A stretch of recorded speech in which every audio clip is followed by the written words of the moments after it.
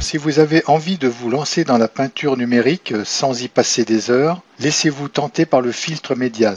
Il fait partie des filtres de bruit de Photoshop. Il est très pratique pour adoucir les détails tout en apportant un effet aquarelle. Il fonctionne mieux avec des images qui ne possèdent pas de tonnes de détails et peut servir de base pour de projets rapides. Avec l'ajout du filtre texture, vous obtiendrez un résultat plus que convaincant.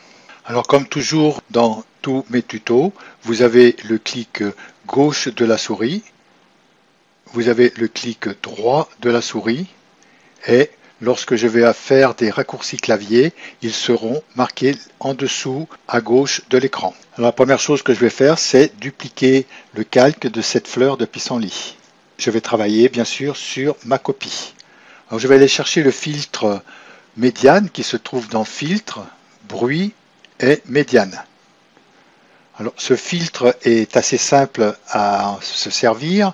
Il y a juste un curseur où on va pouvoir augmenter et descendre le rayon. En agissant sur ce curseur, vous voyez que le rayon passe à 18. On peut taper aussi au clavier la valeur du rayon dans cette case. Avec la valeur de 18, on voyait que tout de suite, comme ça floute notre image, donc à 45, elle est vraiment trop floutée, donc je vais essayer de trouver un rayon où j'ai le plus d'effet de peinture.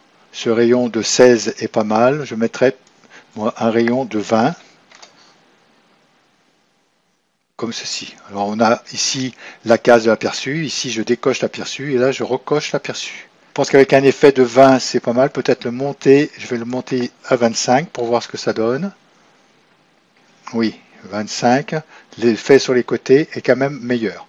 Alors là-dessus, je vais faire OK.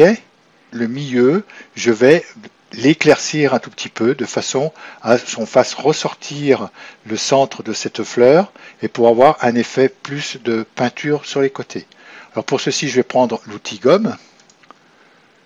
L'outil gomme, je vais le mettre avec une opacité de 30, je vais laisser peut-être 40%. Et la forme de la gomme, je vais prendre une gomme arrondie et floue, comme ceci.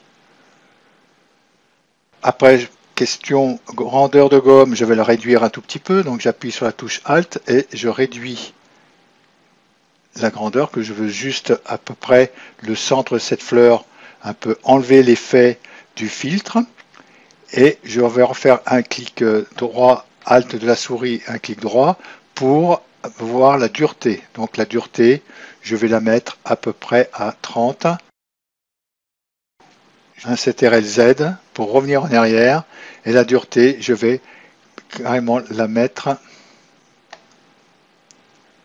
à 50. Voilà. On va laisser à 50. Oui, on est quand même mieux. On voit mieux déjà l'effet au centre, ce que ça nous fait sur cette fleur. Je pourrais éventuellement encore mettre un tout petit peu, je vais refaire CTRL Z et je vais revenir sur une dureté de encore plus épaisse. Je vais mettre carrément à 70, 66. Voilà, je suis à 66. Oui, donc là, je pense qu'on arrive à un effet qui est assez valable. J'aurais dû même agrandir un tout petit peu plus cet effet. Alors donc CTRL Z, et là je vais agrandir l'effet, et peut-être encore la mettre, ici j'ai redescendu, je vais la mettre à 80, 79, 80, et là peut-être un peu quand même réduire le... Voilà.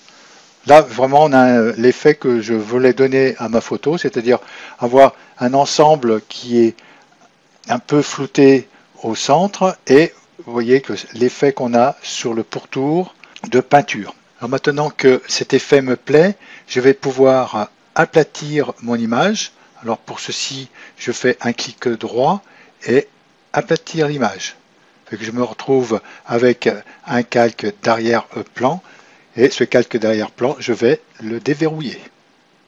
Alors là-dessus, ce que je voudrais maintenant, c'est sur cette photo rendre un effet de toile derrière pour que ça donne plus d'effets de peinture. Pour ceci, je vais aller dans Filtre, je vais faire Galerie de filtres. Dans la galerie de filtres, je prends dans la galerie des textures, ici, et dans la galerie des textures, je vais prendre un plaquage de texture.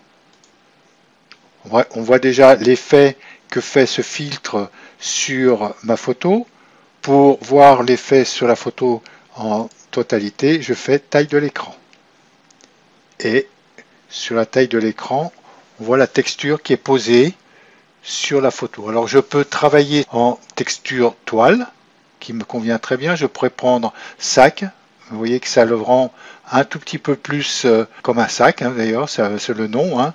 Et j'ai brique aussi, qui vont avoir un effet de brique derrière. Donc je vais garder l'effet de toile. L'échelle, là, je vais pouvoir travailler sur l'échelle de la texture. Là, réduire l'échelle. Là, on voit que la texture apparaît moins derrière mon image. Mettre une échelle à peu près à 100%. Et j'ai le relief de la texture. Alors, plus je vais augmenter le relief, et plus ça va ressortir sur mon image.